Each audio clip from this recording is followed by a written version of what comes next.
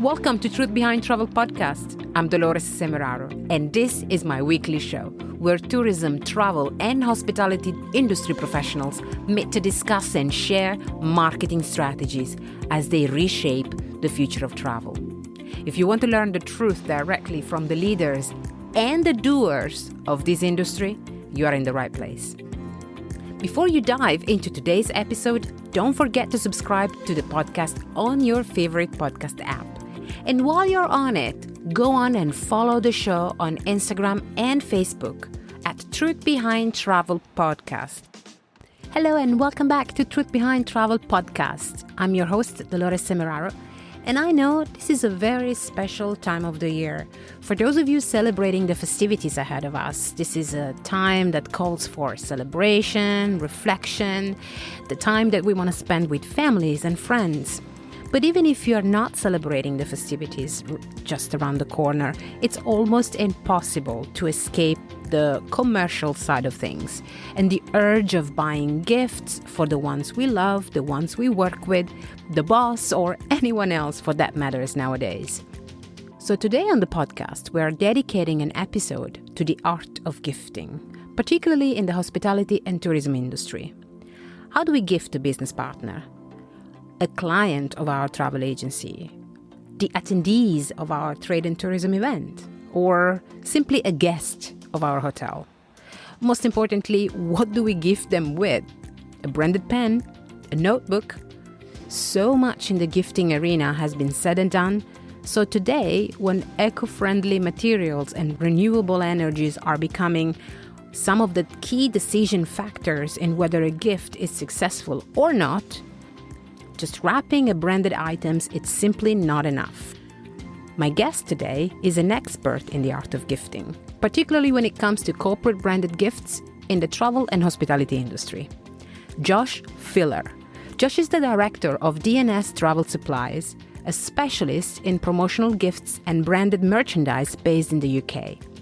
With Josh, we're going to discuss how the art of gifting in the corporate world has changed over the years, what are people asking, and how we can come up with the perfect gift for the perfect occasion, a process that he calls the journey. Let's welcome our podcast guest. Hello, Josh. Thank you for joining me today on the podcast. Hello, Dolores, and thank you so much for having me. Absolutely. We're about to enter a very special time of the year, specifically one where we all get busy wrapping gift, sending gift, and hopefully receiving gifts, right? Before we get started, would you like to tell us a little bit about your background and how did you come to become such an expert in the gifting arena? Thank you. So I started at university. I studied at Oxford Brookes University back in the good old days. And what really stood out to me was the marketing side. It was just always fascinating to see how, it's one thing to have a product, but you've got to be able to sell it. I actually had a family business that was available to me. My dad was winding down, and I thought it'd be a good opportunity to wind up. So he had a promotional gifted business that he was running very successfully. So long story short, I joined his company.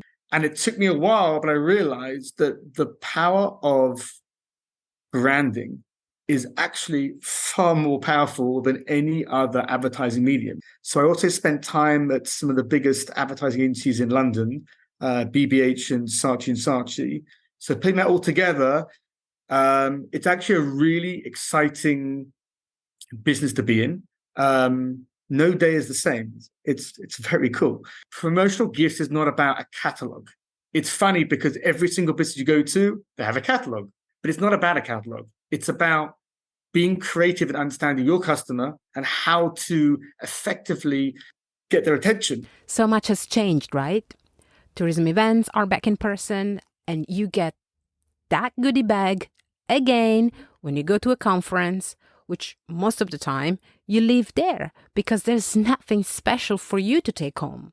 So I wonder if the industry operator have embraced change, to consider more sustainable options when it comes to gadgets and gifts. Has this change been felt across the gifting industry? Are they asking different things? What are your thoughts? So I'll begin and say that I think post-COVID, people have become much more savvy when it comes to the art of gift giving. First of all, gift giving, as you said, is human nature. Like any relationship, husband, wife, friends, you gift. You send a gift to someone on their birthday, celebration, whether it's travel or outside travel. People, when you book a holiday or anything else, you gift. Have a conference, someone comes to your stand, you gift. You give them something which remembers you by. People are much more savvy today. COVID told us that we are one delicate people on planet Earth and that we need to remind ourselves constantly that what we're using should not go to waste. And now much more than ever before. So I think that when people look at gifting, the first thing they think about is, number one, I would say maybe 50-50. Half what they think about is the product that I'm going to be giving to that person, is it relevant to that person? Because gifting previously was just like, just give them a gift. Find something which will work. What does work mean? Work means that I did my job. It's on their seat. That doesn't fly anymore. The second thing that they have, which is a major consideration, is the green aspect of gifting. But in general, in the gifting arena, people are much more focused on ticking the checklist of, is the item that I'm giving away, is it meaningful to my customer? Is my customer going to receive this item and say, that was a gift that I can see thought, attention, and understanding was put into it? So today, gifting has to be just as relevant as the 21st century that we live in. It has to be something which they open up and say, of course, that's what they would send me. How appropriate, how nice, how relevant. Oh, this company really understand me. If you're not doing that, then it's wasteful and they haven't understood me. And then you've almost lost your customer, or it's just a gift that's going to be left on the seat, as you say. So much of what is given as a gift, as a gadget, as a giveaway, comes from thoughtless patterns here, like the same pen, the same bag, the same notebook. What do you think makes a gift a truly memorable one that you don't leave behind on the chair? Honestly speaking, not everyone gets it right. There are so many phone calls that we get. We're going to a conference. It's big. All our main customers are going to be there. What do we give out that's going to be meaningful, remembered? And most people leave it to the last minute. And it's about as memorable as the last stand they visited when they had a nice conversation, but will be forgotten by the end when they're deciding, pack it or don't pack it. Gifting, there is an art to gifting. There really is. Just like any other skill, gifting is a skill. Your average gift giving in a trade show is a tote bag, a pen, a mug, a this, a that. And everyone will nod and say, I've had it before, I've seen it, and I now think it's a waste of time. You're completely right. It is a waste of time. Unless there's something in that gift that speaks to them, it's like anything else they've been given. So you are wasting your time, 100%. How can you make your gift the opposite? How can you make it memorable? How can you make it something that people will say, wow, that was really well executed? I'd love to know who made those gifts for them because they've really understand the marketplace. That is what we call like the journey. The journey is when a customer picks up a gift, it has to resonate with them. They have to want to keep it. And it has to be something that which they are going to then use practically on a day-to-day basis. And their brand will then almost have some kind of relationship with that person, even unknowingly. That is the power of branding, which companies do on a daily basis subtly, and it's powerful. So how does that work? So the first way, it has to be an item that's going to stand out. And it can be something normal that everyone else uses, but just has an extra little thing to it, which becomes meaningful. For example, let's say it's a hot day and everyone's walking around a conference room and you give out a drinks bottle. But give it out with something where there's an offer on it, not just your name printed on it. They don't care your name's printed on it. They've seen it 1,000 times before. Make an offer. make a QR code where you can win something, make it interactive, make a put a picture on it which you would want to keep, or a quotation, or something you would actually want to give to someone else, like someone in the office, or something that an item that you'd want to share with someone, share a memory, or take a picture and say, look what I just got. I can't believe it. Wow. There's so many but they're so subtle and so small. But if you don't get that subtlety there, if it's not something which resonates for any given reason, and that reason is often just in line with the company's like values. So if the values are eco-friendly, or they're saving the world, or it's a safari company, or it's a company that goes around the world, whatever that value is for the company, if you can align one single value to with the customer, then I think, and again, not just a value, but it's within that value, there is a message which someone feels passionate about, then you're in. And then the next question is where are they going to be used, this product? You want that product to be on that kitchen shelf. You want it to be in their gym bag. You want it to be on their next holiday around the world. There are many ways of doing that. And I think that if people spend enough time really being creative and considering the use of this item, not just let's stick our name on something else, which hopefully the customer will use again, then I think that customer will be much more successful. And I also say that I think that if a person spends real money on a gift, not just like what they can get away with, if there's a real budget, they always win. There's nothing worse than being given a gift by anyone and it breaks after like one holiday, and then that breakage of the item kind of like aligns with the company itself. So we must consider the vision of the company, the vision of the event, the type of attendees that are joining us, and ultimately we want to create the perfect gift. But I would also add the relevancy to the context of the event, right?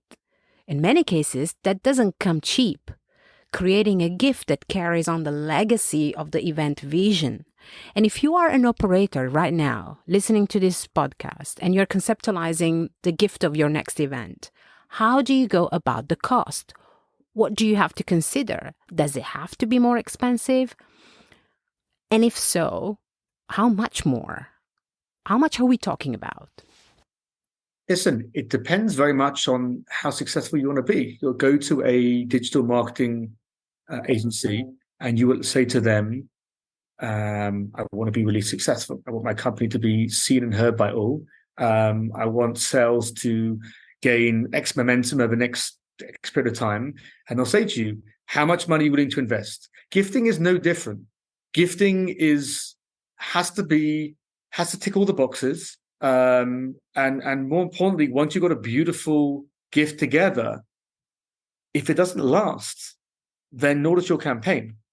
So it's kind of like very black and white from my experience. If there are any business operators in tourism and hospitality that are listening to the podcast, how much do they need to put aside for gifts nowadays? What's that budget? Let's put a number to it. A number is impossible, and I'll tell you why. It's like saying to someone, how much would you like to spend? What's the normal spending on jewelry or an earring or whatever it may be? And your average person will say to you, it just depends on the customer. Some customers have more money, some customers have less. High-end customers, whether they're travel or they're outside of travel, some people have a lot of money to spend, some people don't. Within the budget you have to be thoughtful.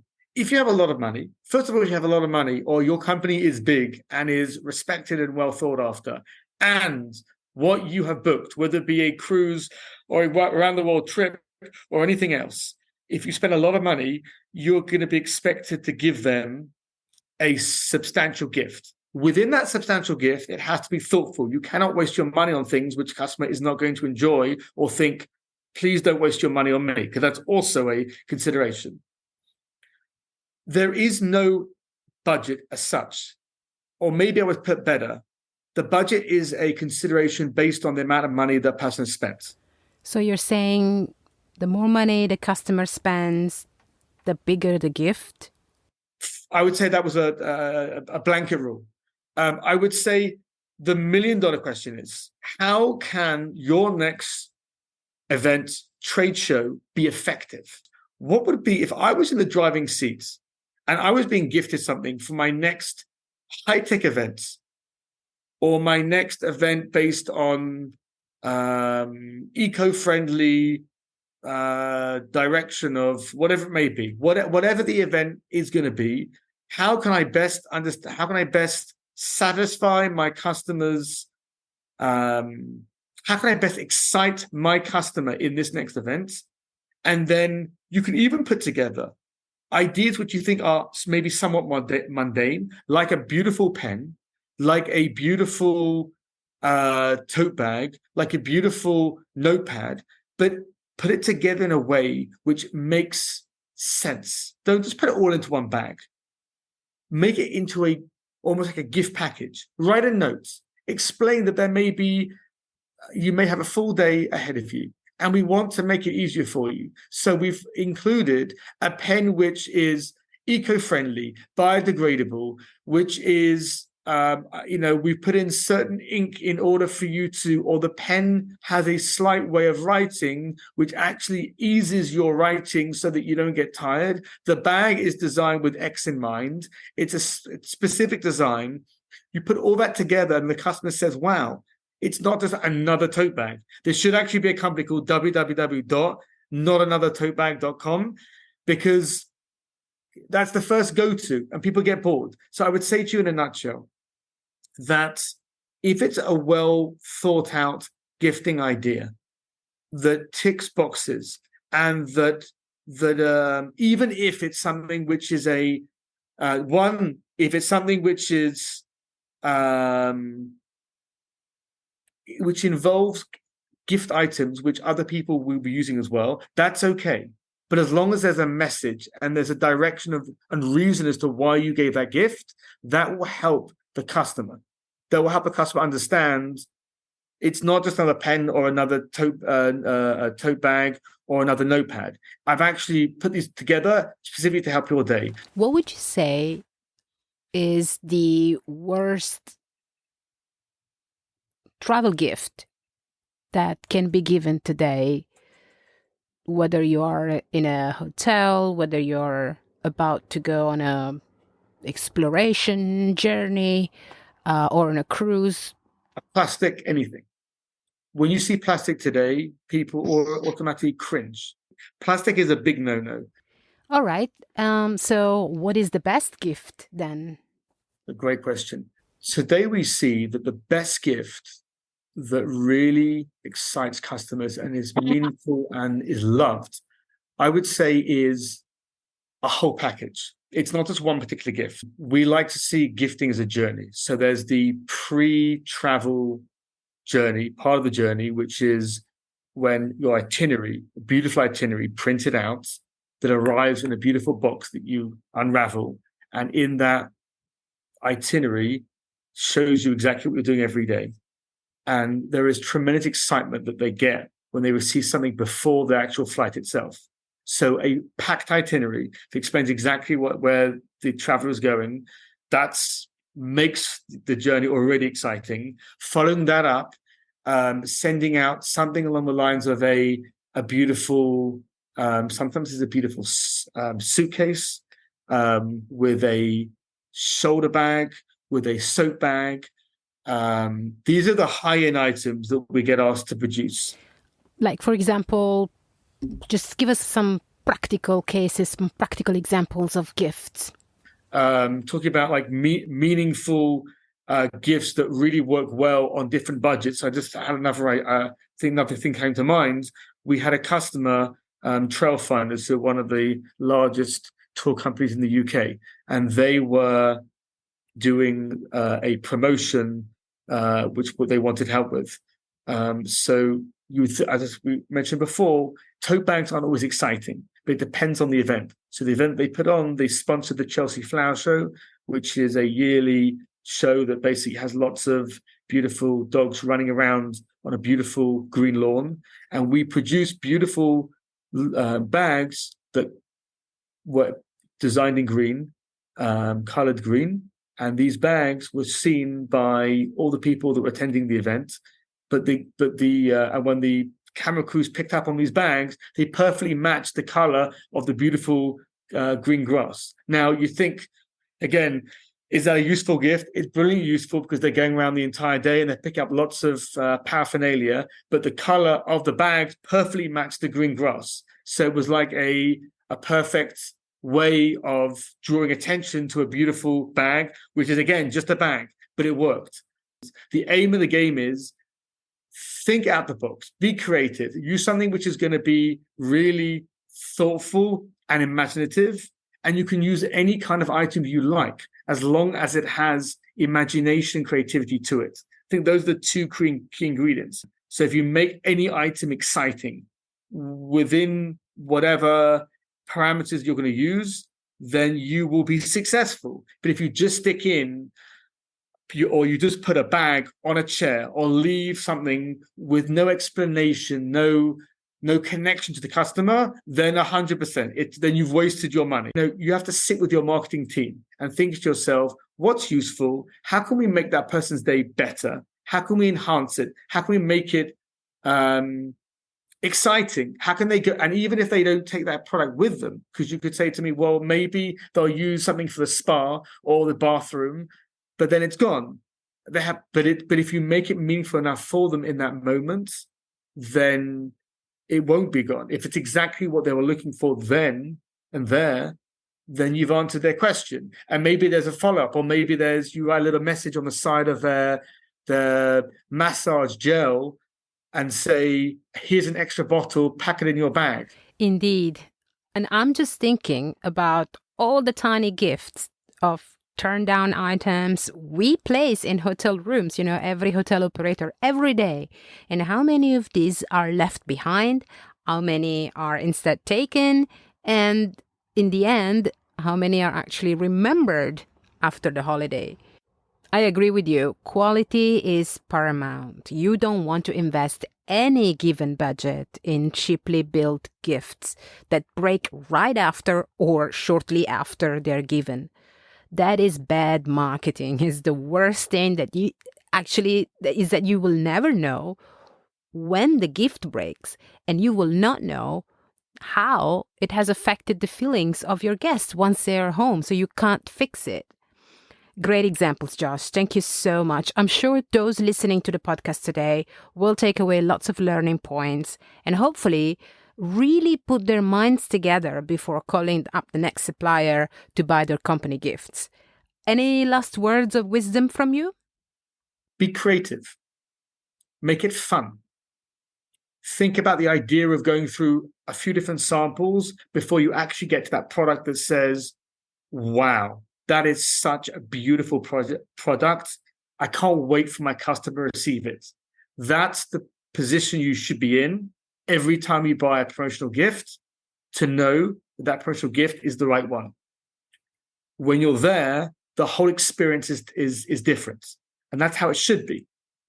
You're not going online to find the quick fix. You're going to a company that can offer you an experience that makes it a fun experience, that brings you to an idea that you're proud of. Because if you're proud of that idea and that campaign, so will your customer be. And that's what will generate you and your company a high level of ROI. Fantastic. Thank you so much, Josh. This was a great conversation. Personally, I've really compared it to the many corporate gifts that I've gone through in my past experiences in hotel when I was hotel based. And I have to say, not much of that, thinking process was actually applied. We were looking for the object, that specific product that would fit the occasion, rather than instead contextualizing what would be that gift for, how would the gift be treated after, and where would it go? What would the legacy be? So thank you for sharing all that with us today. all the contact details to get in touch with Josh will be in the show notes. And people can get in touch with you and, get to use a little bit of your expertise. Thank you. Thank you, Dolores. Thank you so much. I really enjoyed it. Thank you.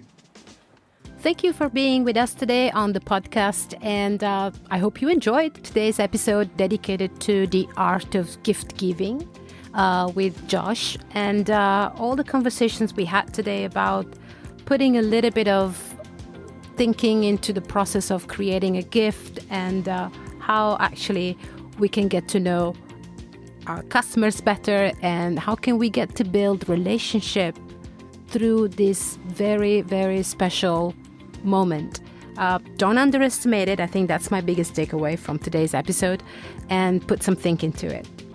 Thank you so much. If you enjoyed this episode, please do share it on your social media. You'll find the podcast links on Facebook, Instagram, LinkedIn, and share your feedback. Let me know what you think. Get in touch. And until next time, be well and travel safe.